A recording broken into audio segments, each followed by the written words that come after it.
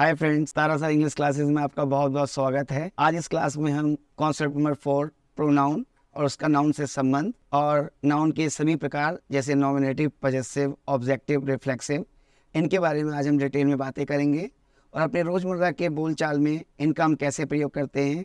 जैसे वह अपना काम कर रहा है, मैं अपना काम कर रहा हूँ, तुम अपना काम कर रहे हैं, हम अपना काम कर रहे हैं, काम हमारे द्वारा किया गया, वह उसका काम कर रही है। इसी प्रकार के अन्य सेंटेंसेस को कैसे बोला जाता है, हम इसको इन डेप्थ पढ़ेंगे। शुरुआत थोड़ी बोरिंग हो सकती है, लेकिन धीरे धीरे हमें इसमें मज़ा आने लगेगा। तो हम सबसे पहले अपनी क्लास स्टार्ट करते हैं। टॉपिक हमारा सबसे पहले रहने वाला है नाउन और उसके बाद हम प्रोनाउन को समझेंगे। जैसे कि हम देख सकते हैं, Tara sir English classes concept number 4 personal pronoun, understanding noun and personal pronoun. तो फ्रेंड्स, आज हम एक नया टॉपिक शुरू कर रहे हैं जैसे noun and personal pronoun.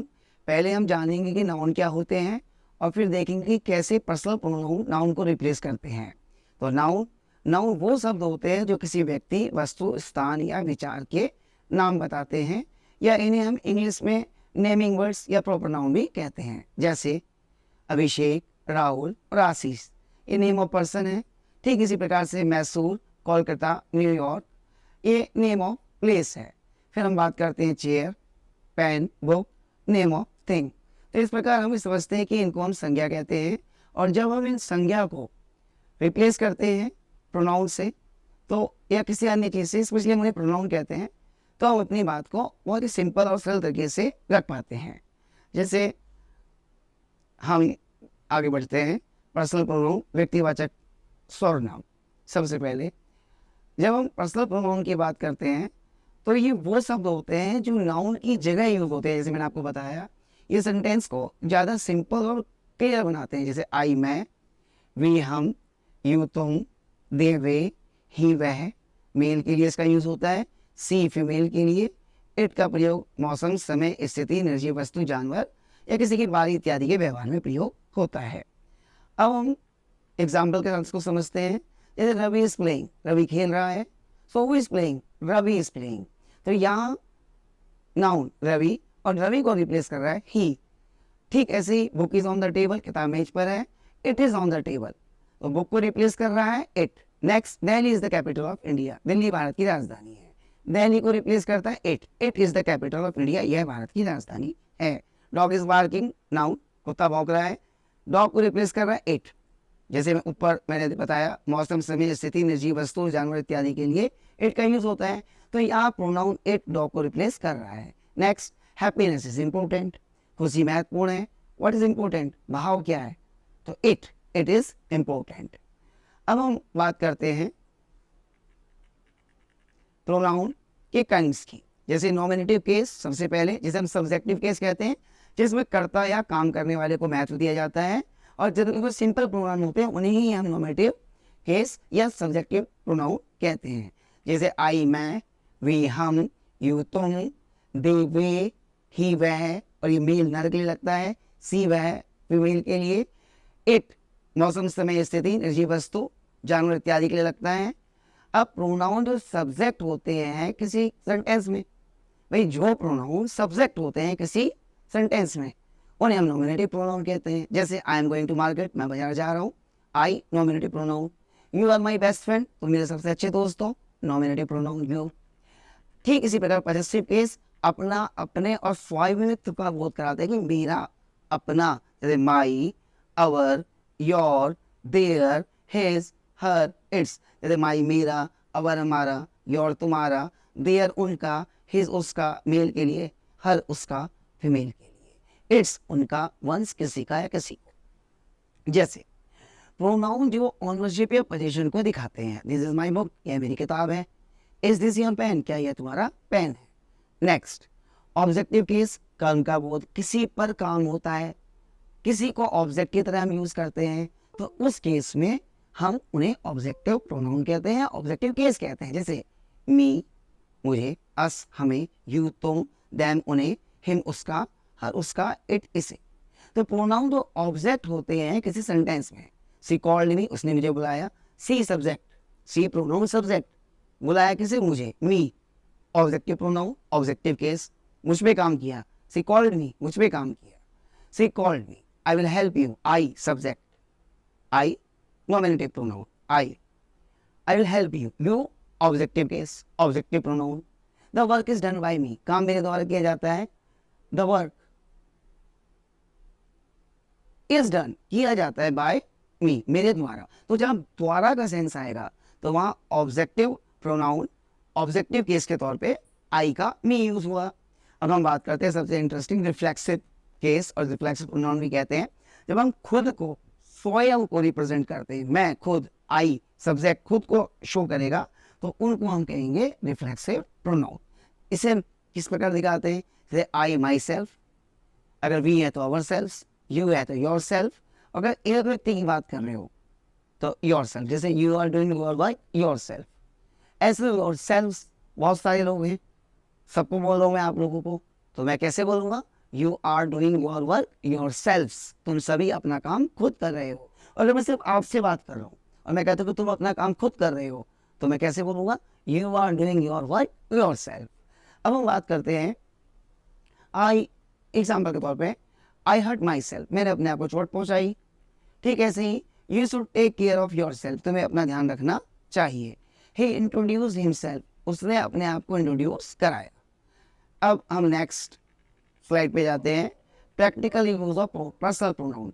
Personal pronoun का प्रैक्टिकल यूज सबसे इंपॉर्टेंट, रियल लाइफ में यूज होने वाला, समझने के लिए जरूरी और सबसे इंपॉर्टेंट यही है। इसको अगर आपने समझ लिया तो 30% तो इंग्लिश आपके कंट्रोल में है, बाकी vocab, one word substitution, synonyms, antonyms, idiom, phrases, ये सब चीज़ों की भी ज़रूरत पड़ती है, क्योंकि इनसे भी बोलचाल की इंग्लिश, लिखने की इंग्लिश, सभी चीज़ों में इम्प्रूवमेंट होता है। और मैं ये बिल्कुल नहीं कहना चाहूँगा कि ग्रामर की कोई खास ज़रूरत नहीं है या वोकैब की ज़रूरत नहीं है, सभी चीज़ों का अपना अपना महत्व है, लेकिन उसमें प्रोनाउन का महत्व हम बिल्कुल भी कम नहीं आंक सकते। इसीलिए कॉन्सेप्ट क्लास 4 को हमने फॉर्मुलेट किया है, डिजाइन किया है। तो हम सबसे इंपॉर्टेंट चीज़ की बात करते हैं, मैं, आई। मैं जब आप कर्ता के तौर पे, सब्जेक्ट के तौर पे यूज़ करते हो तो आई आएगा, और जब हम यूज़ करते हैं माई, मेरा, अपना, अपने के लिए, जब आई कहेगा कि मैं अपना काम कर रहा हूँ तो क्या यूज़ करेगा, माई। ऐसे ही जब किसी पर काम होगा तो मी, मुझे, और आई के द्वारा कोई काम किया जाएगा तो किसका यूज़ होगा, मी, मुझे, पैसिव केस। और माई सेल्फ, मैं स्वयं, जब आई कहेगा कि मैं अपना काम खुद कर रहा हूँ तो ऐसे केस में क्या यूज़ करेंगे, माई सेल्फ। जैसे नॉमिनेटिव पॉजेसिव रिफ्लेक्सिव केस है आई के, I am doing my work myself, मैं अपना काम खुद कर रहा हूँ। नेक्स्ट, मैं I am not doing my work myself, मैं अपना काम खुद नहीं कर रहा हूँ। Next, am I doing my work myself, क्या मैं अपना काम खुद कर रहा हूँ, am I not doing my work myself, क्या मैं अपना काम खुद नहीं कर रहा हूँ, and why am I doing my work myself, मैं अपना काम खुद क्यों कर रहा हूँ। ठीक इसी प्रकार इसका ऑब्जेक्टिव केस बनता है, the work is done by me, काम मेरे द्वारा किया जाता है, the work is not done by me, is work done by me, is work not done by me, why is work done by me. अब हम बात करते हैं नेक्स्ट, वी, हम। वी का प्रयोग हम सब्जेक्ट के तौर पे करते हैं, वी हम कर्ता, अवर अपना, अपने, हमारा, अस हम, हमें, बाय के सेंस में, अवर सेल्फ हम स्वयं या खुद कोई काम कर रहे हैं। जैसे नॉमिनेटिव पॉजेसिव रिफ्लेक्सिव केस में we are doing our work, हम अपना काम खुद कर रहे हैं, we are not doing our work, are we doing our work our self, are we not doing our work our self, and why are we doing our work our self. ठीक इसी प्रकार से हम इसका ऑब्जेक्टिव केस लेके चलते हैं, एक काम हमारे द्वारा किया गया, simply work was done by us, और अगर काम हमारे द्वारा किया जाता है so work is done by us, work is not done by us, is work done by us, is work not done by us, why is work done by us. ठीक इसी प्रकार से हम यू को लेते हैं, यू एज ए सब्जेक्ट हम use करते हैं, यू माने तुम या आप या करता है। अगर यू का तुम्हारा, अपना, अपना अपने में योर, और अगर पैसिव वॉइस में यू का यू रहता है, और अगर एक वचन है तो योर सेल्फ, स्वयं, तुम, और बहुत सारी हैं तो योर सेल्फ, स्वयं के सेंस में। Example simple, you are doing your work yourself और yourself, you are not doing your work yourself और yourself, are you doing your work yourself और are you doing your work yourself. ऐसे are you not doing your work yourself and why are you doing your work yourself. Next हम बात करते हैं काम तुम्हारे द्वारा किया गया।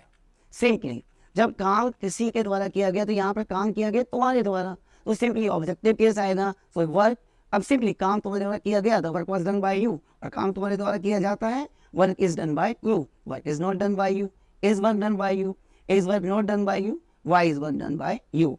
अब हम एग्जांपल लेते हैं दे माने वे, सब्जेक्ट के तौर पे दे वे, देयर या देयर्स उनका या उनके, अपना अपने के सेंस में, फिर दैम उन्हें या उनका, और फिर उसका देमसेल्व्स खुद के लिए। जैसे they are doing their work themselves, they are not doing their work themselves, are they doing their work themselves, are they not doing their work themselves, and why are they doing their work themselves। यहाँ पर जैसे वे अपना काम खुद कर रहे हैं, they are doing their work themselves, वे अपना काम खुद नहीं कर रहे हैं, they are not doing their work themselves। ऐसे ही क्या वे अपना काम खुद कर रहे हैं, इंटरोगेटिव में आर पहले आ गया।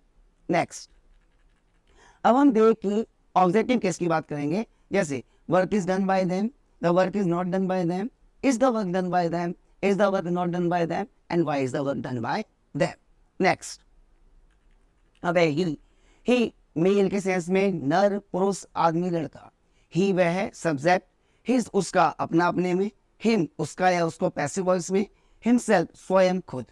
जैसे he is doing his work himself, वह अपना काम खुद कर रहा है, he is not doing his work himself, वह अपना काम खुद नहीं कर रहा है। Next, is he doing his work himself, तो इस प्रकार से वह अपना काम खुद कर रहा है। नेक्स्ट, काम उसके द्वारा किया गया passive, the work was done by him, या काम उसके द्वारा किया जाता है, the work is done by him, the work is not done by him, is the work done by him.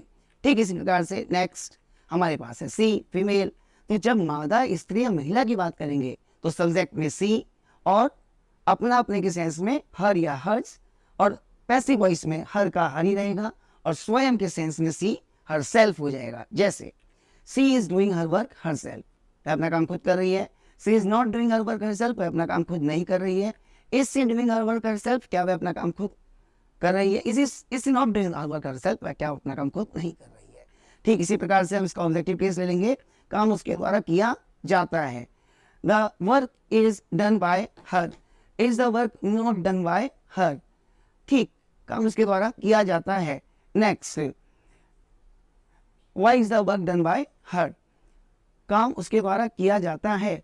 Simply समझने वाली चीज क्या है कि काम ऑब्जेक्ट है, लेकिन किया किसके द्वारा जा रहा है, बाय हर। नेक्स्ट, अब हम बात करते हैं इट की। इट होता है यह है या वह है। इट का प्रयोग करता या काम करने वाला सब्जेक्ट के तौर पे होता है, लेकिन ये होता कहाँ यूज है, यह है मौसम, समय, स्थिति, निर्जीव वस्तु, जानवर इत्यादि के व्यवहार में होता है। अब एज ए इट सब्जेक्ट, और इट्स माने इसका या अपना अपने के व्यवहार में प्रयोग किया जाता है। उसके बाद है इट पैसिव वॉइस में, बाय के सेंस में भी इट ही आता है, और इटसेल्फ स्वयं या खुद। Now we talk about the स्वयं, जब इट स्वयं काम करेगा तो वह खुद के व्यवहार में आता है। तो इसको हम कैसे समझें, जैसे पैसिव वॉइस में इट का इट ही रहता है, इटसेल्फ स्वयं खुद रिफ्लेक्सिव केस हो जाता है, और इट्स माने इसका अपना अपने में। जैसे हम एग्जांपल लेते हैं, it is doing it's work itself, ये अपना काम खुद कर रहा है, ये कोई मशीन हो सकती है, कोई जानवर हो सकता है। It is not doing it's work itself, ये अपना काम खुद नहीं कर रही है। Is it doing it's work itself, क्या ये अपना काम खुद कर रही है। Is it not doing it's work itself, क्या अपना काम खुद नहीं कर रही है। Why is it doing it's work itself, ये अपना काम खुद क्यों कर रही है। तो ये इट जो है, इसमें आपको ये देखना पड़ेगा, ये मौसम की बात हो रही है, समय की बात हो रही है, स्थिति की बात हो रही है, वस्तु की बात हो रही है, जानवर की बात हो रही है, या किसी की बारी की बात हो रही है। बारी कैसे, अब मेरी बारी है, it is my turn now, it is your turn now, it is 5 PM now. लेकिन फिलहाल हम बात करते हैं प्रोनाउन पॉइंट ऑफ व्यू से। तो एक एग्जाम्पल हम और लेते हैं मशीन का। तो वो machine is doing it's work itself, machine अपना काम खुद कर रही है, मशीन निर्जीव है और अपना काम कर रही है मशीन। तो अपना के हमने क्या लगाया, it's. Machine is doing it's work itself, machine is not doing it's work itself, is the machine doing its work itself, is the machine not doing its work itself, and why is the machine doing its work itself। अब हम बात करते हैं objective case it का। जब कोई काम किसी मशीन के द्वारा या कोई निर्जीव वस्तु के द्वारा, किसी जानवर के द्वारा किया जा रहा है, ऐसे केस में हम बारे में इट का यूज करते हैं। जैसे the work is done bye it, it में कुछ भी हो सकता है, निर्जीव वस्तु हो सकती है, कोई मशीन हो सकती है, कोई जानवर हो सकता है, तो हम यहाँ पे बाय इट करेंगे। The work is done by it, the work is not done by it, is the work done by it, is the work not done by it, and why is the work done by it।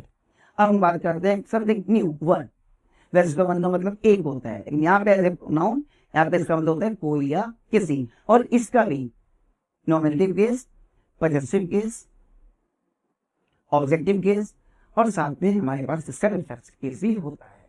Modern case में जब हम इसके reflexive case की बात करते हैं तो traditional thought पे वन का यूज होता है, और जब उसकी मॉडर्न की सेंस की बात करते हैं सिर्फ यहाँ समवन का यूज करते हैं। अब हम डिस्कस करते हैं इसको। वन कोई या किसी करता है काम को करने वाला, वंस किसी का अपना अपने के व्यवहार में, समवन किसी का या इसमें वन भी आता है।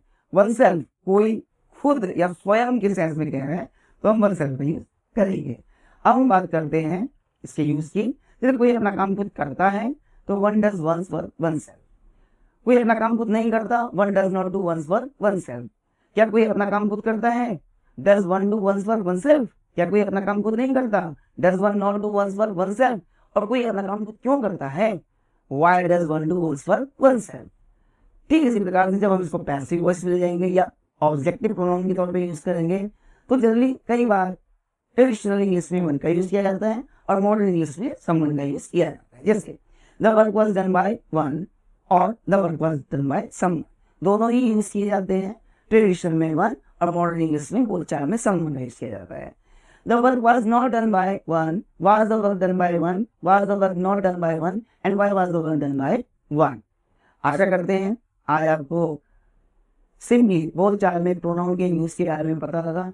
ठीक इसी प्रकार से जब भी आपको बोलना है मैंने अपना काम किया, उसने अपना काम किया, तुमने अपना काम किया, तो इनको हम आप यूज कर सकते हैं। जैसे कि मैंने कहा कि आपने अपना काम किया, you did your work yourself, या तुमने अपना काम अपने आप नहीं किया, you did not do your work yourself. अलग अलग टेंस में अलग अलग तरीकों से इसको बोल सकते हैं और सामान्य बोलचाल में हम इसको बहुत बेहतरीन तरीके से प्रयोग कर सकते हैं।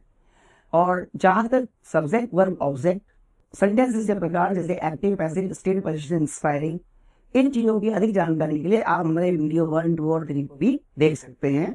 तारसन क्लासेस में अंतर बने रहने के लिए आपका बहुत बहुत धन्यवाद। अगर आपको ये वीडियो पसंद आए तो अपने मित्रों, दोस्तों, सहोदरों में शेयर कीजिए, लाइक कीजिए, कमेंट कीजिए। और साथ ही हम चाहेंगे कि आपको जो ये पढ़ाया जाता है आप इसको एक कॉपी पे भी लिखिए ताकि ये आपके नोट्स के तौर पर काम आएंगे और ये आगे इंग्लिश इंप्रूवमेंट में बहुत हेल्प करेंगे। तथा साथ ही कमेंट्स में आप होमवर्क के तौर पे अपने सेंटेंसेस खुद बना के भी उसमें टेक्स्ट कर सकते हैं। आशा करते हैं आपका प्यार और सहयोग भी आगे ही मिलता रहेगा। धन्यवाद। Have a nice day. Thank you.